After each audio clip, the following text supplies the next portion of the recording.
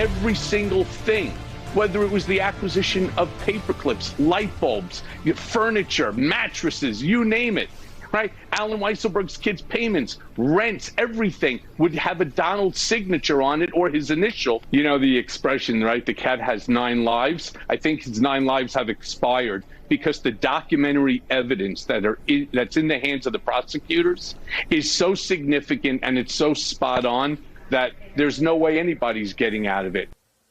Hi again, everyone. It's 5 o'clock in the East. Potential trouble ahead for the ex-president. The man who ran his campaign and won the presidency, in part by touting his business acumen, is now seeing that business and its chief financial officer indicted. Indictments for the Trump Organization and the former guy's top money man, Alan Weisselberg, coming down today from the Manhattan District Attorney's Office, unsealed just this afternoon. From that indictment, quote, the defendants and others devised and operated a scheme to defraud federal, New York State, and New York City tax authorities since 2005. The indictment alleges Weisselberg avoided paying taxes on $1.7 million in income. He faces criminal charges, including grand larceny and tax fraud.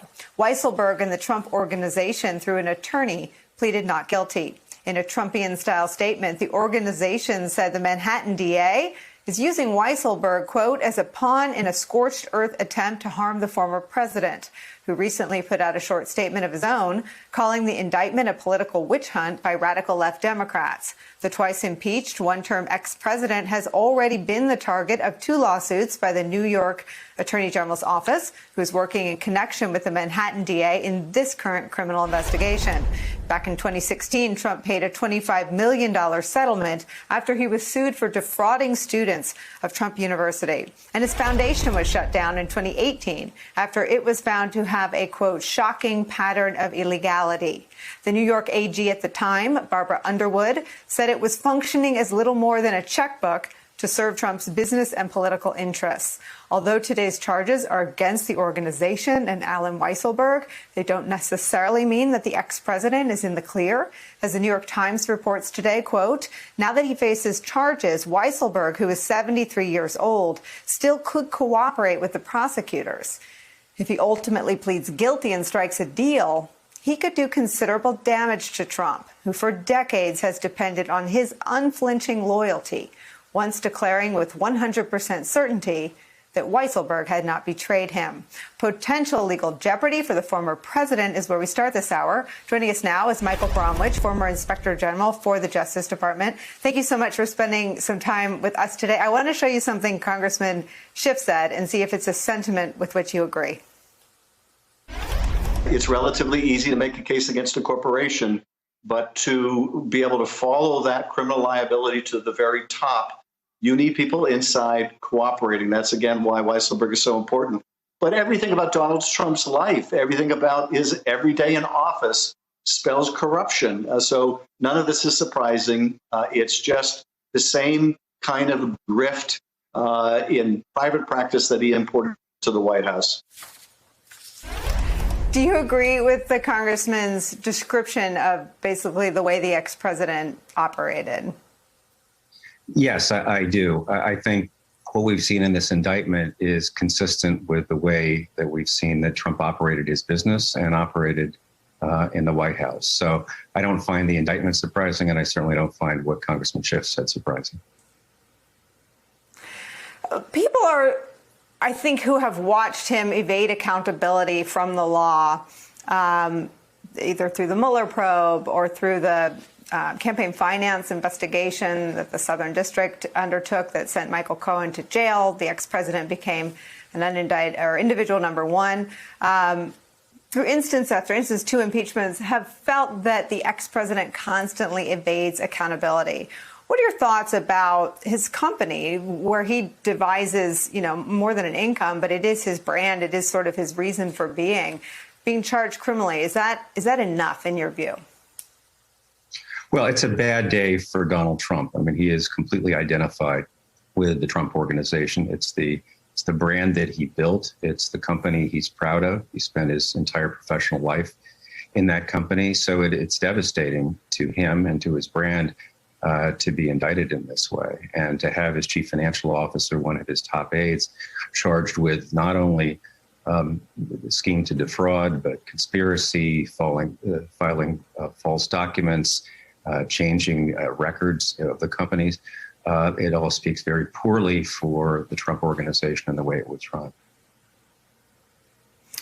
And we're just, in these sort of 6 months of his post-presidency, getting our fullest window into the way his company operated. We're also getting our fullest window into the effect he had over the executive branch in the form of a lot of investigative journalism and some good work by the House Judiciary Committee. And I wonder if I can get your thoughts on some of the sort of slow-moving scandals that Trump's public calls to investigate and prosecute enemies like the New York Times and CNN and the Washington Post and Congressman Adam Schiff were, for one way or another, appear to have been heeded. What do you think the Justice Department needs to do to make sure that either, one, that wasn't the case, or two, it never happens again?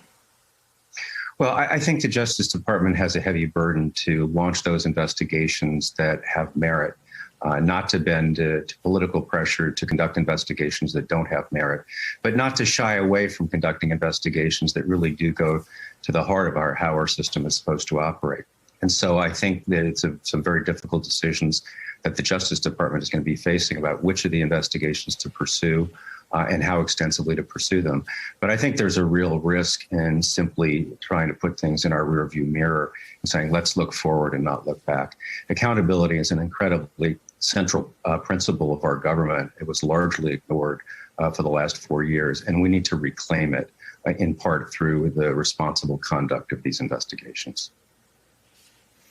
Well, you are an expert in a league of your own in this category. I mean, one of the only inspectors general that Donald Trump liked, I believe he put out a statement praising him this week, Mr. Horowitz, is the man who will do all of the investigations. So far, the current Attorney General and Deputy Attorney General have not tapped anyone other than Mr. Horowitz. Is that the right way to understand the depth and the lengths and who was involved in what was clearly the politicization of the pardon process, of criminal sentencing, of domestic spying? Well, I think the IG's office in DOJ is the right entity to conduct these investigations. I think there's obviously a lot on Mr. Horowitz's plate, but these are really important investigations to conduct. It's a little surprising that over the last 4 years, there have been relatively few investigations done by the DOJ IG of activities during the Trump administration. So I think it's high time for those to proceed and to come to a prompt conclusion. When you see the appointment of a select committee to commence the first investigation into what was behind the attacks of January 6th, do you feel optimistic that that will be an investigation that is a true fact-finding mission? And we can get to whether or not the Trump side of America will believe it. But just on the investigation itself, do you have confidence that they'll get to the bottom of what happened that day? Well, I certainly hope so. I think it's an incredibly important investigation to be done. I think it's really a disgrace that we don't have a bipartisan commission, as the Democrats in the House and the Senate had proposed. I think that imprimatur on the investigation was very important, but I think members of the Republican Party deliberately withheld it in order to deprive any such investigation of credibility. I think that Speaker Pelosi and the members of this select committee need to be very careful to conduct this investigation right down the middle, very responsibly, and in a bipartisan way, even though it's not really a bipartisan panel. And I think if it does that, it calls witnesses to testify publicly. It puts out a compelling report. I think that will have value and is very important for us.